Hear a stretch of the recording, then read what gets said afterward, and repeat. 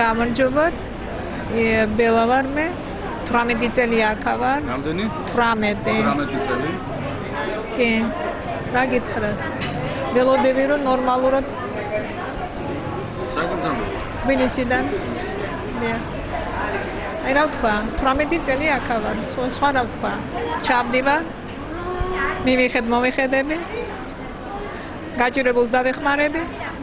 ჩამოვალ, ვიმუშავებ, ისევ ჩავალ, აი ამ მაშინ.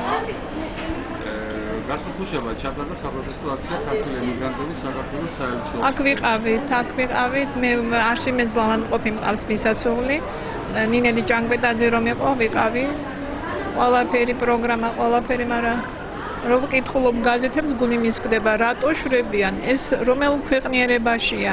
აი ეს უბედურება რაც ხდება საქართველოში. აქაც არის ოპოზიციური პარტიები, მაგრამ ყველა ეთმობა დრო ეთერში. გამოდის ერთი პარტია, გამოდის მეორე თავის პროგრამას, ყველა ამას ნორმალურად უყურებს. ეს რა არის? ეს რა მაიმუნობა? ბოლოს და ბოლოს ეს ვინ არის? ეს როგორ შეიძლება? ამხელა შეცდომა? ესე იგი აი უბრალოდ ახლა მაპატიეთ მე არ ვიცი, მე გავალ ეთერში, არ გავალ ეთერში არ ვიცი, მაგრამ ეს არის უმგზავსობა, არცად არ ხდება ესეთი რაღაცა. თუ არის ერუდირებული ადამიანი, ცოტა ხო უნდა ქონდეს ჭკუა. რას აკეთებს? ყადაღა, ეს როგორ შეიძლება? როგორ ამდენი სიკეთე გააკეთა ადამიანმა, აგერ წავიკითხე სიგუამ, ამოკრიფა ყველაფერი მე-19 საუკუნიდან დღემდე ასეთი ქველმოქმედი არავინ არ ყოფილა საქართველოში. საქართველოში კი არა, მგონი მსოფლიოში. არ ვიცი რა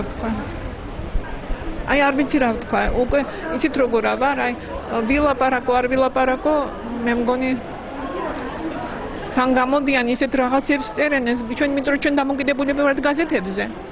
თუ გვაქვს ტელევიზია, ისევ იმედი და რუსთავი, ეს არის აბსურდი, ეს არის დეგენერატობა. მაესტროს მეცხრე არის, გაქვთ ამის საშუალება. მაესტროს უყურებთ, მაგრამ როგორ არის იცით, აი არ არის 100%-იანი ის რაც უნდა ამ კაცს.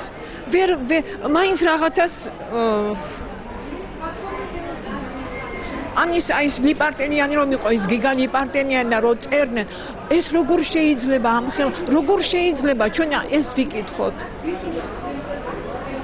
აი როგორ გითხრათ, იცით, აი კი ხო ყველაფერი, მაგრამ ამდენი შეცდომა? ამდენი უბედურება? ეხლა რო გამოდის და იძახის 4 მილიარდიო, საიდან ის 4 მილიარდი? 8 წელში ვერაფერი ვერ გააკეთა, 8 წლის განმავლობაში და ეხლა 4 მილიარდი უნდა ჩადოს სოფლის მეურნეობაში, რომელიც განადგურებულია და საიდან? ისევ ჩვენი ჯიბიდან? 13 ადამიანს ვინახავ. პლუს ეხლა ბავშვი დაგვემატა. 13 მე ჩემი ოჯახი არა მაქვს, ძმების ოჯახი და ძმისშვილის ოჯახებს ვინახავ. ყველა არის ინტელიგენტი ადამიანი, ყველა არის ერუდირებული ადამიანი, მაგრამ ყველა უმუშევარია.